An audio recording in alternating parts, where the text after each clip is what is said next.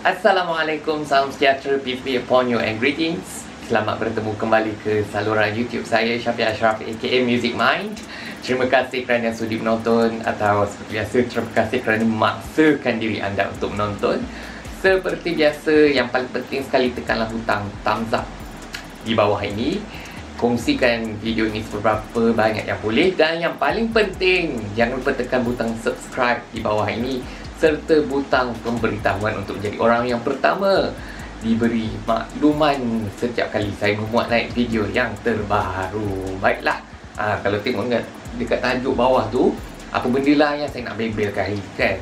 Baiklah, hari ni kita nak bercerita tentang Jepun ataupun Nippon. Tak tahu lah mana satu yang betul ataupun istilah asalnya. Tapi itulah, kita nak bercerita pasal Jepun pula. Jepun, Jepang. Lantak lah. Yang penting memang kita nak cerita pasal Jepun. Takkan cerita pasal animasinya. Apa kaitan saya dengan Jepun. Dan salah satu prinsip ataupun satu istilah dalam bahasa Jepun yang kita akan rungkaikan. Okey, tapi sebelum itu, kita nak menyah kotak kan. Menyah kotak ataupun dalam bahasa Inggerisnya unboxing lah. Ini nampak tak? Nak tunjuk depan tu sebab maklumat peribadi. Ini apa benda ni? Saya dah tahu dah apa benda ni sebenarnya, cuma baru sekarang nak buka. Jadi kita akan nyah kotak bungkusan ini daripada pos laju. Yang menghantarnya pos laju. Yang menghantarnya ialah kejap lagi dah saya cerita. Yang penting kita nak buka benda alannya sekarang. Seperti biasa kita gunakan gunting. Kepada kanak-kanak di bawah umur, sila pastikan anda gunakan gunting ni di bawah pengawasan ibu bapa atau penjaga. Okey, jangan guna seorang-seorang, bahaya. Okey, kita bukakan. Inilah satu benda yang memang saya amat nanti-nantikan selepas jenuh menyertainya. Seperti biasa, hashtag freebies hunter.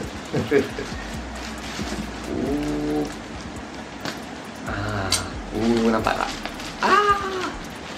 Tada! Apa benda Allah ni? Okey, yang penting ada hadiah percuma juga. Ini penanda buku ni. Kalau penanda buku ni kau faham je lah siapa yang bagi kan. Banyak lagi. Dapat lagi penanda buku. Bagus. Okey. Jadi tak nampak lagi ni. Kena gunting lagi. Sekejap Kita nak buka dia punya selotip ni. Selotip dalam bahasa Melayu apa? Pita pekat.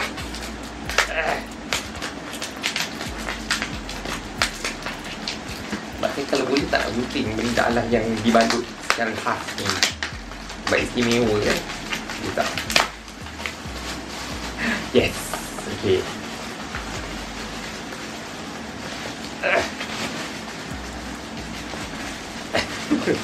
Jenuhnya lah nak buka benda Allah ni. Okay. Okay.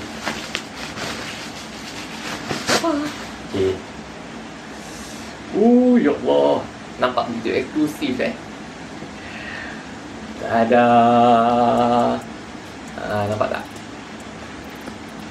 Sama kan? Ni dengan logo ni. Sama kan? Ini adalah dari, seperti biasa, Sekretariat Kuala Lumpur, Ibu Kota Buku Dunia 2020. Tapi yang ni lagi best. Bestnya. Ya Allah. Ini adalah hasil daripada saya menyertai satu lagi aktiviti yang dianjurkan oleh Sekretariat KLM BBC. Nak tengok tak dalam. Ni saya baru buka nampak tak betapa eksklusifnya dia punya kotak ni. Dalam ni ialah, bismillah. Nampak tak? Ini adalah apa namanya, buku nota lah, ataupun sticky note. Sticky note dalam bahasa Melayu apa? Nota berperekat. Nampak lah. Tapi memang cantik, amat eksklusif. Siap, ada dalam kotak lagi. Nampak tak? Seperti biasa ada logo di depannya. Best. Okay, tapi ada lagi sebenarnya. Kita buka belah tepi. Ting. Macam nak buka dalam. Itu. Letak buka ni. Dadah. Yeay, lagi satu. Buku nota. Ni pun betul-betul buku nota. Nampak tak? Buku nota. Tada. Oh ya Allah. Tak benda pun dalam ni, kosong je. Tapi buku nota eksklusif daripada KLWBC 2020. Ya, jadi dapatlah set istimewa ni dalam kotak yang memang amat eksklusif. Bukan senang nak dapat. Dan macam saya sebutkan sebelum ini, memang benda alam ni tidak dijual di mana-mana. Bestnya. Benda alam ni tak dijual di mana-mana. Memang eksklusif lah kepada mereka yang menyertai aktiviti yang dianjurkan. Walaupun berbaki sebulan sahaja lagi, harus ingat tempoh tugas Kuala Lumpur sebagai Ibu Kota Buku Dunia akan berakhir pada 23 April 2021, iaitu pada Hari Buku dan Hak Cipta Sedunia, World Book and Copyright Day. Pada hari tersebut, kita akan menyerahkan tugas itu kepada, macam saya sebut tempoh hari, Tbilisi, Ibu Negara Georgia, dan mereka akan menggalas tugas tersebut sampailah tahun depan 2022 apabila Guadalajara, Mexico mengambil alih pula. Untuk 2023 tak tahu lagi, tapi untuk 2020 inilah dia Kuala Lumpur. Rasanya Ibu Kota Buku Dunia pertama yang menganjurkan aktivitinya sepenuhnya secara dalam talian. Menyedihkan, tapi tak apalah. Yang penting dapat hadiah percuma dan eksklusif. Banyak lagi aktiviti walaupun tinggal sebulan ni. Pergi saja ke media sosial mereka di Twitter, di Instagram dan di YouTube. Macam-macam aktiviti yang anda boleh sertai. Bukan saja sekretariat, macam saya cakap, ada juga organisasi lain masuk Perpustakaan Negara Malaysia dan juga Persatuan Pustakawan Malaysia. Ni pun hadiah yang mereka beri. Ada bag dengan beberapa buku, ada pelekat kereta. Apalah pelekat kereta. Dan apa benda? Di dalamnya ada tabung, malah nak buka. Dan yang paling penting ada bag tote, ataupun nama Inggerisnya tote bag. Tote bag dalam bahasa Melayu apa? Bag tote. Tapi memang amat cantik, amat eksklusif lah. Sebab benda alam tak jual di mana-mana. Jadi ya, memang penuh bilik saya dengan logo KLWBC. Tapi best lah. Dan rasanya ni hadiah paling eksklusif pernah saya dapat. Ya Allah, bestnya. Maaf ya sebab terlalu teruja. Jadi apa pun, terima kasih. Thank you so much pihak Sekretariat KLWBC 2020 atas hadiah ini. Saya amat menghargainya. Terima kasih kerana terus berusaha untuk memastikan pengisian KLWBC ini berjalan walaupun secara dalam talian sahaja. Terima kasih banyak-banyak. Ya, jadi itu sajalah untuk nyah kotak kita. Okey, sekarang mari kita sambung kita punya bebelan. Dah hampir menyelongkar segala benda yang dapat tadi. Okey, pada awal 2020, para wanita di rumah ini, iaitu ibunda saya, kakak saya dan adik perempuan saya, mereka berjalan-jalan, bercuti di Jepun, di Sapporo dan Osaka sajalah. Sebab waktu tu pun memang cuti tahun baru Cina. Dan perjalanan mereka tu taklah apa yang terlalu menarik ataupun pelik untuk saya kongsikan. Tapi selepas mereka balik tu, adik saya, Syahidah, tiba-tiba jadi obses dengan segala aspek Jepun.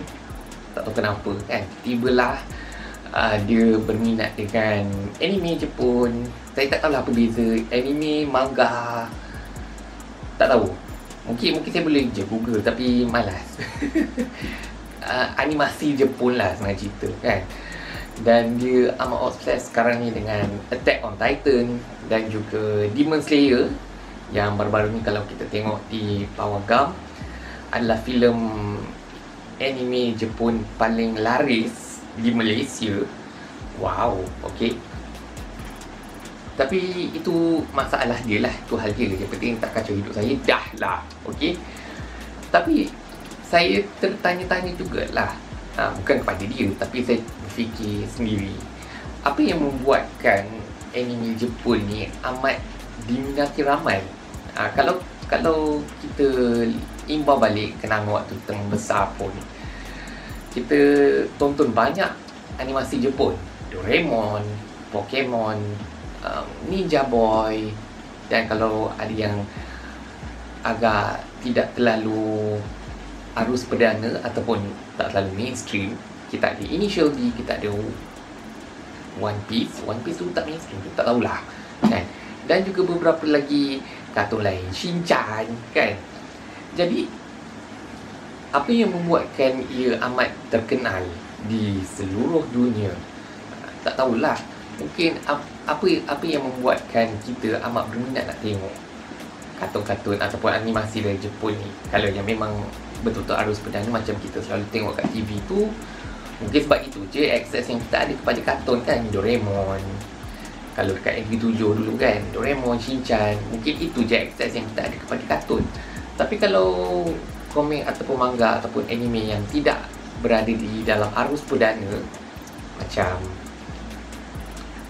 apa-apa kartun lah yang boleh saya fikirkan. Kenapa? Apa yang membuatkan orang berminat nak tengok? Sedangkan animasinya hanyalah dalam bentuk 2 dimensi.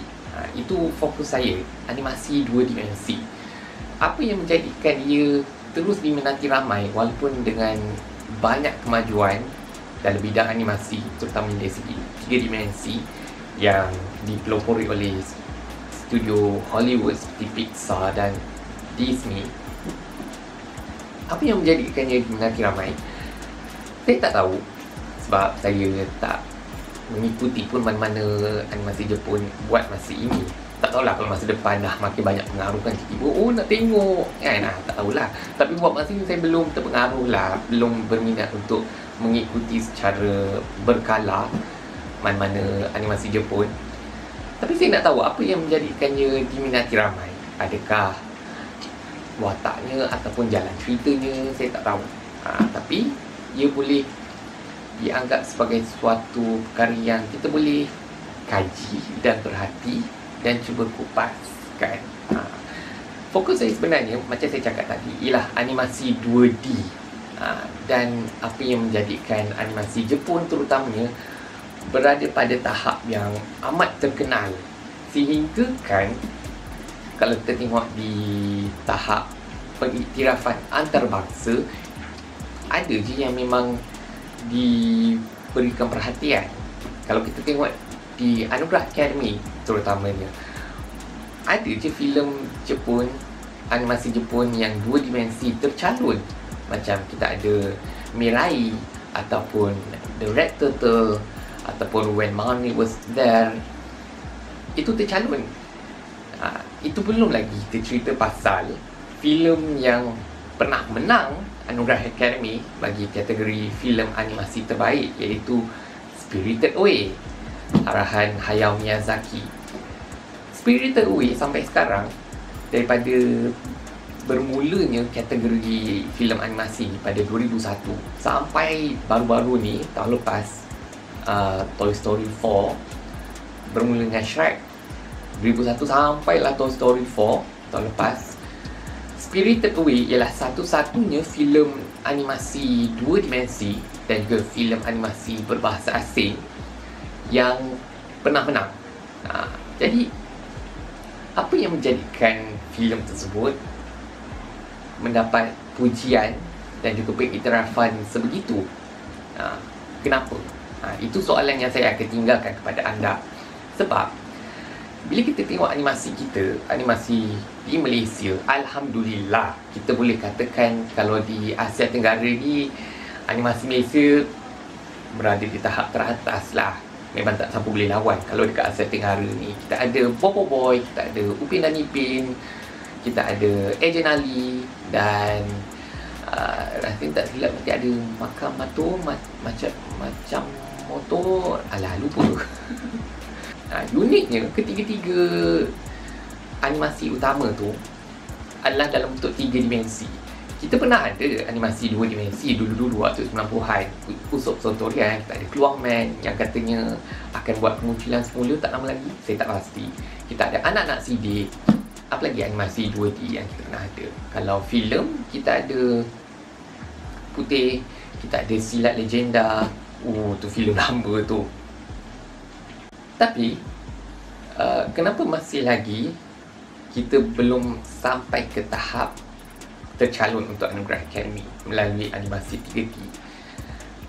Sedangkan ada je filem 2D yang tercalon, termasuklah baru-baru ni Wolf Walker, dan tahun lepas kita ada Klaus yang diterbitkan oleh Netflix.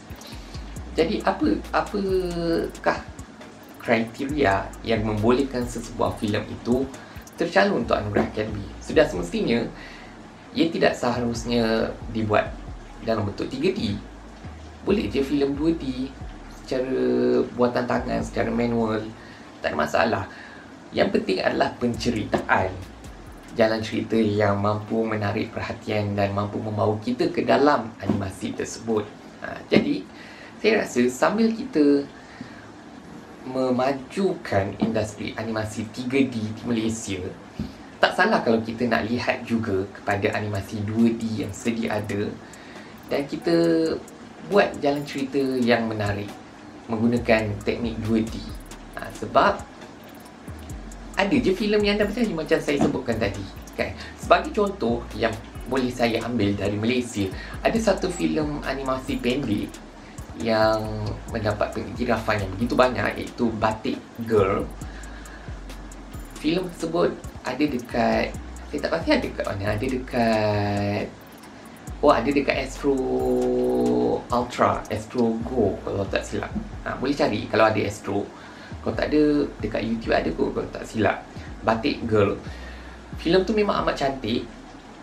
Durasinya tak lama, 8 ke 10 minit je tak silap. Tapi filem animasi pendek lah.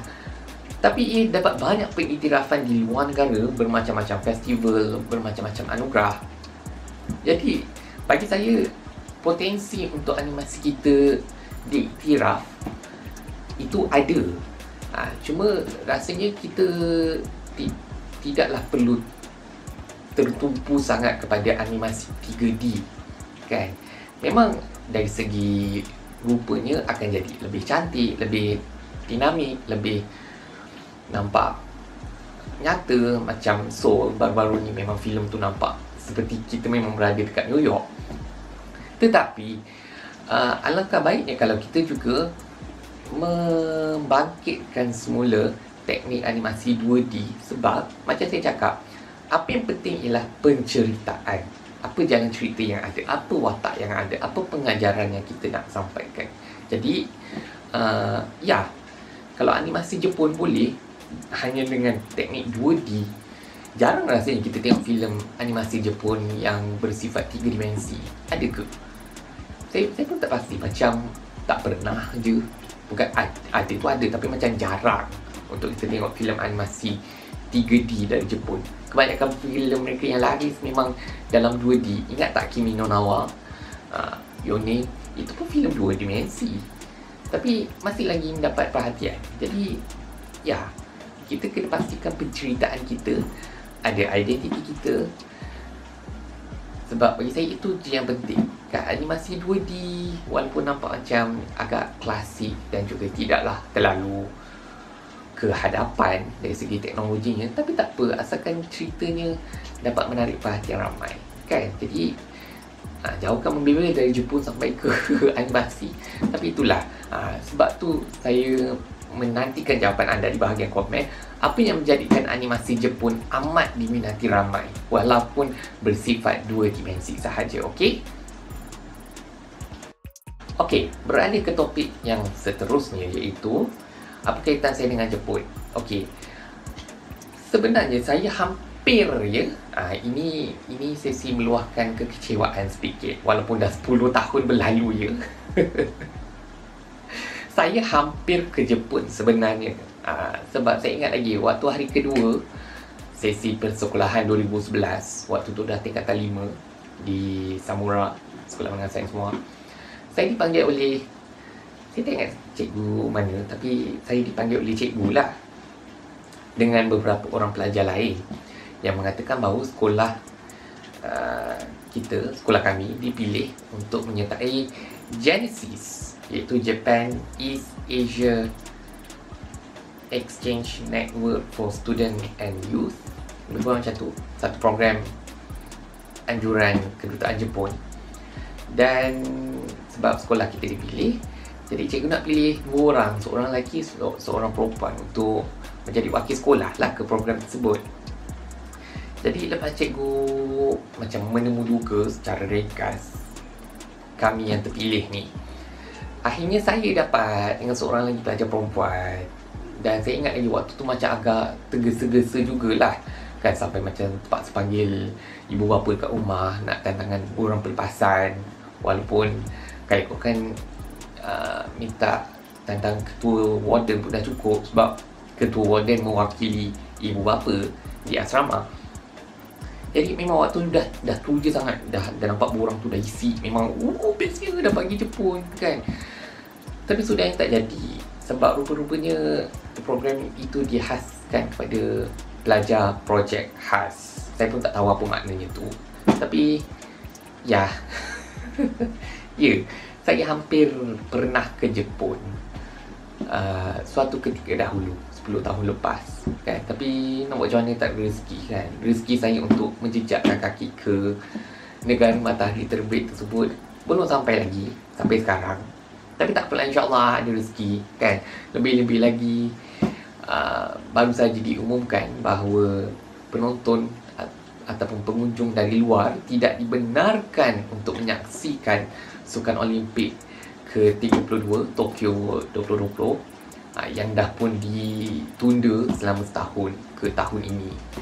Jadi tak tahu, mungkin tahun depan insyaAllah, doakan saya dapat rezeki, dimurahkan rezeki untuk ke sana kan. Saya doakan anda juga diberikan peluang untuk ke Jepun ataupun ke mana-mana negara yang anda nak lah kan. Tapi saya dapat pergi Jepun pun okey lah kan, best. Okay, hashtag dan ranting.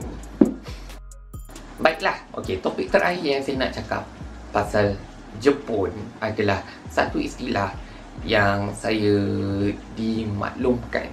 Kalau anda ingat pada video saya yang lepas, saya ada maklumkan yang saya ni ada masalah keresahan melampau ataupun severe anxiety. Jadi saya kena jumpa kaunselor setiap bulan, sebulan sekali untuk sesi terapi. Jadi pada sesi terapi yang lepas, kaunselor saya ada menyuruh saya untuk mencari, ini kira macam satu kerja rumah lah, untuk mencari apakah makna dan prinsip di sebalik Ikigai. Kalau anda tengok kat bawah ni, Ikigai, istilah Ikigai. Ikigai, istilah bahasa Jepun. Cari istilah tersebut, fahami makna ni dan cuba rungkaikan atau cuba cari apa perkaitan kita dengan istilah tersebut. Jadi saya carilah, dan Ikigai ini kalau dalam bahasa Inggerisnya, ia boleh dimaksudkan sebagai the reason for being, ataupun sebab kewujudan kita di dunia ini. Konsep Ikigai ini terbahagi kepada 4. Kalau anda boleh tengok dekat raja yang saya akan paparkan sekarang.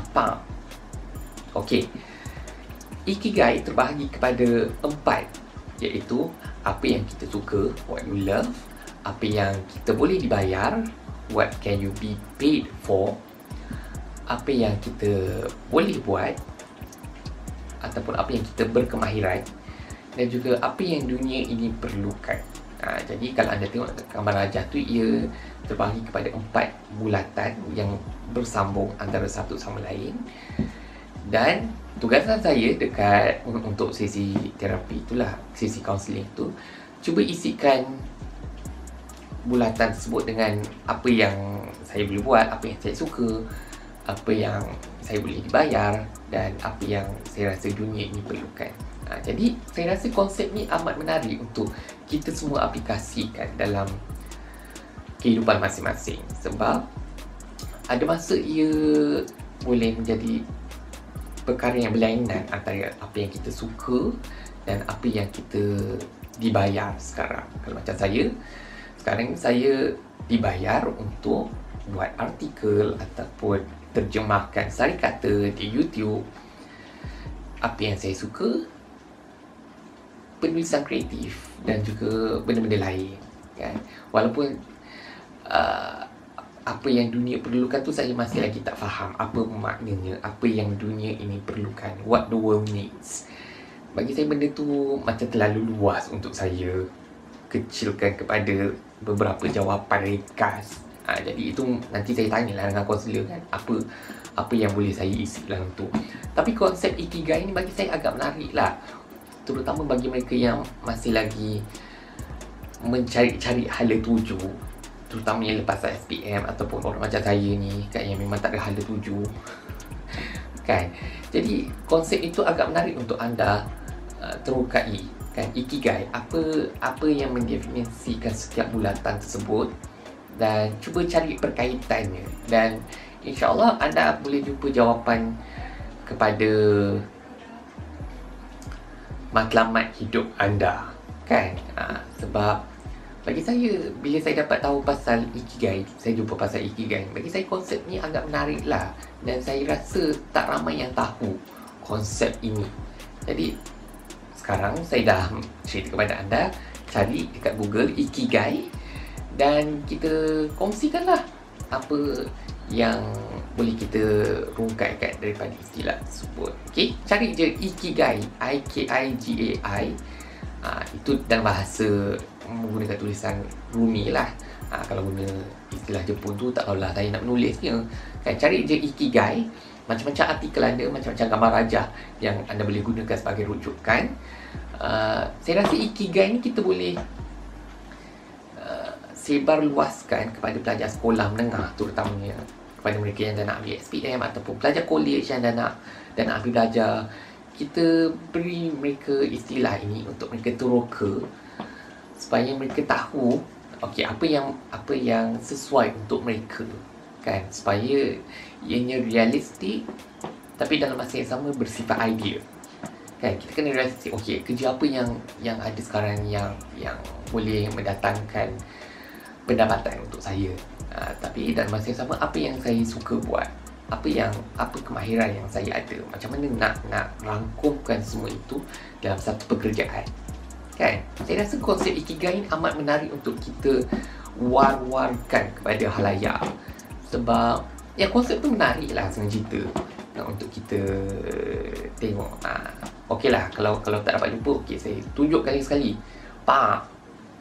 Itu dia Ikigai. Kita buatlah bersama-sama untuk memperbaiki diri sendiri dan juga untuk mendapatkan satu aspirasi yang jelas terhadap masa depan kita, kan. Sebab masih belum terlambat, walaupun saya ni dah berusia macam dah tua sangat je, kan, baru 27, kan. Walaupun mungkin saya tidaklah semaju orang lain yang seusia, ada yang dah beranak pinak dah, kan? Ada yang sampai dah jadi doktor, PhD pun, kan. Tapi bagi saya, biarlah saya menapak itu mengikut rentak saya sendiri, kan. Biar lambat asal selamat, okey. Itu yang penting, biar lambat asal selamat je. Jangan tegur pukul apa, nanti kan jadi macam saya. Okey, dapatlah segala keresahan ini, kan, yang menyakitkan hati dan juga badan secara harfiahnya. Tapi itulah, okey, Ikigai, cari dan terukainya. Baiklah, itu saja masa yang saya ada. Bukan masa yang ada, itulah yang saya boleh bebelkan, sebab saya dah tak ada benda nak dibebelkan. Jadi apa-apa pun, terima kasih sekali lagi kerana sudi meluangkan masa untuk menonton video ni. Kalau ada yang nak penanda buku percuma ni sebab banyak sangat. Kalau ada yang nak penanda buku percuma ni, sumbangan Sekretariat Kuala Lumpur Ibu Kota Buku Dunia 2020, tinggalkan komen dekat bawah. Cakap saya nak. Saya boleh bagi secara percuma, tak ada masalah. Sebab memang benda alam ni saya dapat secara percuma pun kan. Jadi banyak sangat sebenarnya untuk saya simpan seorang diri. Jadi kalau ada yang nak, cakap je, saya boleh bagi, okey? Dengan syarat anda beli kumpulan puisi moden saya, Pin. Beli ni harga RM12. Tapi untuk video ini, siapa yang beli menggunakan pautan yang saya sertakan di bawah ni, bayar dengan hanya RM10 saja, dapatlah penanda buku ni secara percuma. Fokus. Okey. Dapat penanda buku secara percuma. Kalau anda beli menggunakan pautan di ruangan deskripsi bawah ni, RM10 saja. Okey? Tak payah murah je, RM10. What else do you want? Okey? Buku ni siap ada barcode yang berdaftar dengan Perpustakaan Negara. Okey? Jadi beli. Tolonglah saya habiskan stok. Tolonglah. Okey, tolonglah beli. Okey. Siapa yang dah pernah cakap kat saya nak beli tapi sampai sekarang tak beli. Why? Tolong beli. Saya merayu. Tolonglah. Okey, belilah. Okey, tolonglah beli. Tolong beli. Okey. Pastikan anda menjadi sebahagian daripada pengisian KL WBC 2020 yang tinggal sebulan je lagi. Okey. Okey, beli. Okey, jangan tak beli. Okey. Tapi anda cakap dengan saya nak beli tapi tak boleh beli, tolong beli. Okay? I'm begging you. Please buy. Tolong saya habiskan stok. Okay? Ini dah puas dan merayu ni. Okay? Kepada mereka yang dah beli dakwah ni, tinggalkanlah ulasan di Instagram story supaya saya boleh kongsikan dengan rakan-rakan saya yang lain. Tak kisahlah kritikan membina ke, tak apa nak membina sangat ke, ada benda yang anda tak suka dalam berdakwah ni. Yang penting pastikan anda tinggalkan ulasan. Okey, saya amat hargainya. Itu menandakan anda dah baca dan juga anda betul-betul menganalisa setiap karya yang tertulis di dalam ini. Okey, tinggalkan ulasan. Okey, saya amat hargainya. Kepada yang berbeli, tolong beli. I'm begging you, please. RM10 sahaja je. Okey, itulah yang murah dia. Tak banyak pun, RM10 saja. Okey, siapa yang boleh beli, tolong beli. Okey, I'm begging you please. Beli ni dapat cuma dan ada buku. Okay? Tak ada masalah. Okay, apapun, terima kasih kerana menonton. Thank you so much for watching. Give this video a big thumbs up. Share this video as much as possible. And also, don't forget to click on the subscribe button as well as the notification bell to be the first one informed whenever I post a new video. Okay? Seperti biasa, Abah Mi, Kak Long Syakir Syahida, I love you. Thank you for watching. This is Syafiq Ashraf signing out. Assalamualaikum, salam sejahtera, peace be upon you. Peace is what we need right now.